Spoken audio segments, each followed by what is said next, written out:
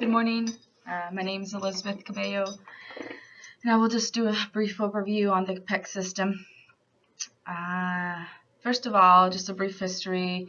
PECS is a communication system that was created by Lori Frost and Andy Brody. The system is comprised of 6 phases, and I will go into a bit of detail and just briefly overview each of the phases of the PECS system.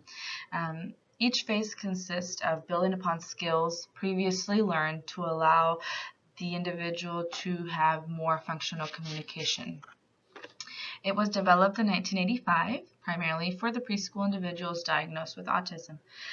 Not needless to say that it's not necessarily just for those individuals. It can be used with individuals with apraxia, nonverbal individuals, obviously the autism-based individuals, and maybe even deaf and hard of hearing.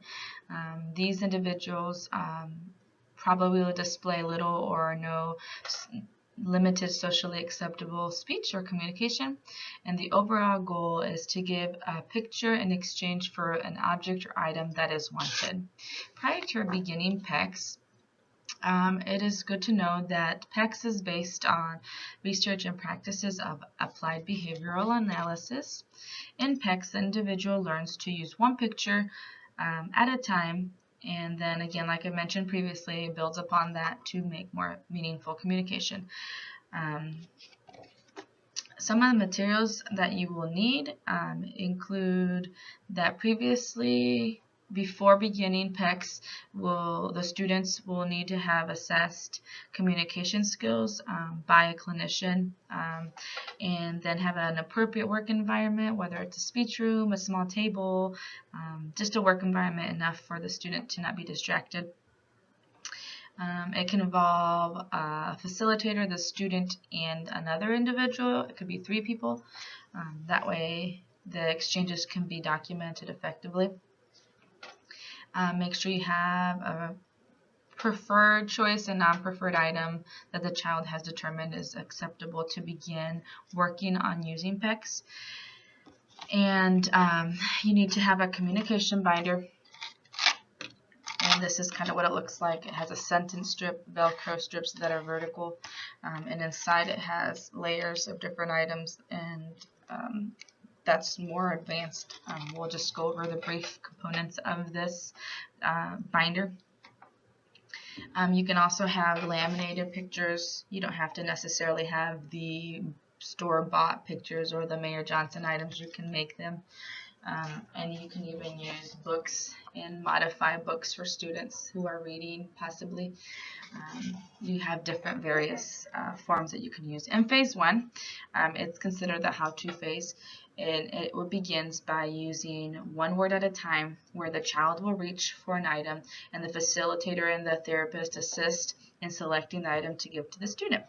And it's important to always provide reinforcement, whether it's verbal praise, good job, or a tangible item, say it's a Cheerio. That way they can consistently continue to move on and move forward. An example that I can think of here, just based on some of the pictures I already had within this binder, include the child has a preferred choice for bubbles. Say, these are my bubbles, and the child reaches for the bubbles. Well, then you say, oh, you want bubbles, bubbles, good job, here's bubbles. So you would hand him show him the picture card of bubbles, and then give him the preferred item, bubbles. And that would be one exchange.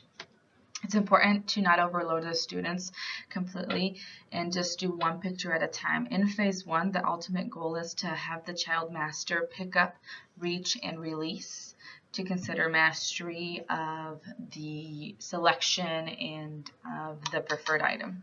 In phase 2, the facilitator will still be around, and the child by now has learned their parameters, that this is their binder, that this is what they're going to use as their communication device at this point. This is their table where they work, and they learn to use the board in selecting items for exchange and receive the items selected.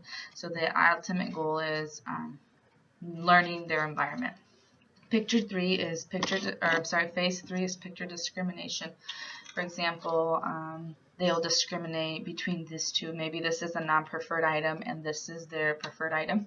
So then the child learns to select from 2 pictures, and where's bubble? Child reaches for bubble, and then they select bubble and not book because they don't want book. So they want their bubbles and they receive their bubbles. That's 3. And then with this phase, you can move the pictures vertically, horizontally, diagonally, and just kind of give the child a challenge. You can move them around so that they have a little bit of a challenge to work with and still learn to discriminate with that other one.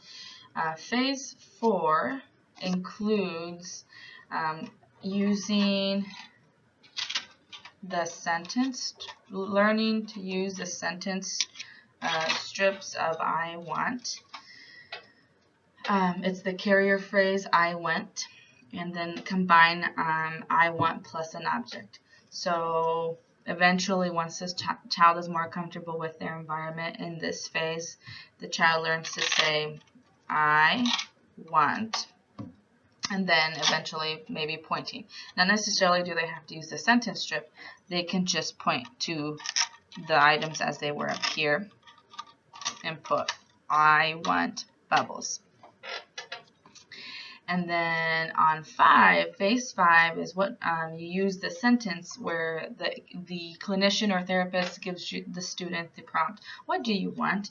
And now the child will use the sentence strip, I want bubbles. So then they know that they pick up the manual picking up of releasing from the Velcro and putting it and sticking it on the Velcro strip, sentence strip, gives them that effective request of wanting something or responding to something.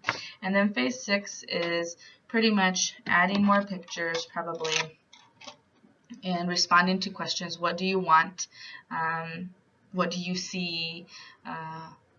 Eventually we're adding where, and then the student will point to I see plus the object or pull the sentence strip completely, I want or I see. You can also add the C picture. Oh, it's right here. My C picture, if you can see, add the C picture, and they could use it interchangeably. So at this point, you've built up a good library of vocabulary for that student, and then they are learning to use this effectively to meet their needs and wants in everyday, either school functions or at home. This is very brief, but it's an overall view of the PECS system in a short snippet. It provides functional communication, and individuals become more effective communicators. Thank you for your time and have a good day.